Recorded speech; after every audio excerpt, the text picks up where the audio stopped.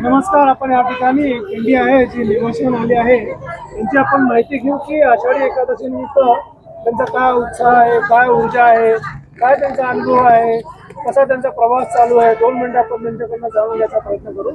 रामकृष्ण हरी. जय हरी विठ्ठल. बोला. रामकृष्ण हरी. मी हरिभक्त परायण शशिकांत महाराज कोरेकर, देवगड संस्थान विद्यार्थी.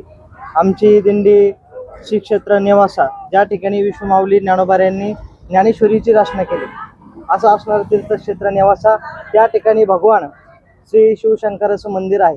मधमेश्वर देवस्थान ते पंढरपूर पायीवारी प्रवास आम्ही करत आहोत. वैकुंठवासी ब्रह्मलीन मनोहरनाथ बाबा यांच्या कृपा आशीर्वादाने, परमपूज्य गुरुवर्य वैकुंठवासी नासिकेत बाबा यांच्या कृपा आशीर्वादाने आम्ही पंढरपूर पायी दिंडी प्रवास करत आहोत. वारीचा आम्ही किती अनुभव सांगितला तरी तो प्रत्यक्ष अनुभव घेतल्याशिवाय कळणार नाही. हो, वारीमध्ये जो आनंद आहे प्रत्येकाला त्याचा आनंद ज्याच्या त्याच्या स्वरूपाने सगळ्यांना माहीत आहे. पंढरीशी दारे आल्यानं संसारा दिनाचा सोयरा पांडुरंग. जसं आपण घरी कुठं कामानिमित्त बाहेर गेलो, आपले आई वडील जशी आपली वाट बघत असतात की आपला मुलगा आपली आई पंढरीशी पांडुरंग परमात्मा ती विटेवर 28 युगापासून तर आपली वाट बघत आहे. कधी आपले लेकरं आपल्या जवळ येतील. व आनंद देवाला सुद्धा तेवढाच आहे आणि आपल्याला सुद्धा तेवढाच आहे. याच्यापेक्षा आनंद आम्ही किती सांगावा. ते प्रत्यक्ष अनुभव प्रत्येकाने तो अनुभव घेतला पाहिजे ही मी आपणास विनंती करतो. रामकृष्ण. तर माझे काही छोटे छोटे प्रश्न आहेत. मला असं विचारायचं की एक वर्षभरात किती एकादशी असतात? वर्षभरात एकूण एकादशी 24 एकादशी. 24. एक 5-6 एकादशीची नावं सांगता येतील का? कामदा एकादशी, आषाढी, कार्तिकी एकादशी, मीनाक्षी एकादशी, बरं, आणखी भागवत एकादशी, निर्जला एकादशी असते का? हो, निर्जला एकादशी.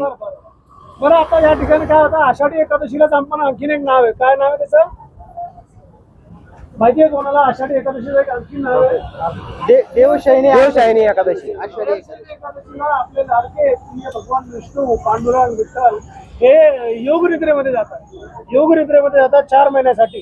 त्याच्यानंतर ते परत कार्तिक एकादशीला जागृत होतात. तोपर्यंत 4 महिने देवादिदेव महादेव हा पूर्ण सृष्टीचा धार करून सांभाळतात. बरोबर आहे. त्याच्यानंतर परत कार्तिक एकादशीला विष्णू भगवान म्हणजे पांडुरंग म्हणजे विठ्ठल परत सृष्टीचा भार. ज्ञानेश्वरी कोणी लिहिली माऊली?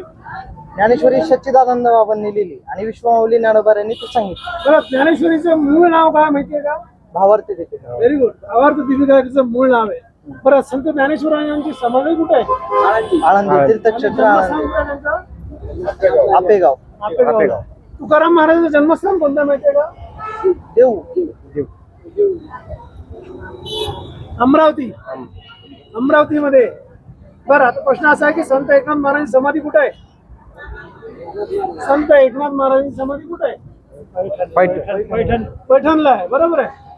बरं, कोणत्या नदीच्या किनारी देहू आणि आळंदी आहे? इंद्रायणी. बरोबर आहे. आळंदीचं आणखी एक नाव काय आहे? अलंकापुरी. आळंदीचं नाव अलंकापुरी. बरं, विष्णूची आणखीन एक यात्रा चालू आहे. कोणती यात्रा चालू आहे? जगन्नाथ यात्रा चालू आहे सध्या. 5 दिवसापूर्वी सुरू झाली आहे जगन्नाथपुरी. आपल्याकडं तसं असेल ती यात्रा खूप मोठी असते. बरोबर आहे. आपण सगळे वारकरी, त्याच्यानंतर भक्त मंडळी त्या ठिकाणी आपण पूर्ण वाट बघत असतो. पाऊस किती वाढला तरी भक्तांचा उत्साह आणि ऊर्जा सुद्धा वाढलेली आहे. बरोबर आहे. तर जय हरी विठ्ठल. धन्यवाद.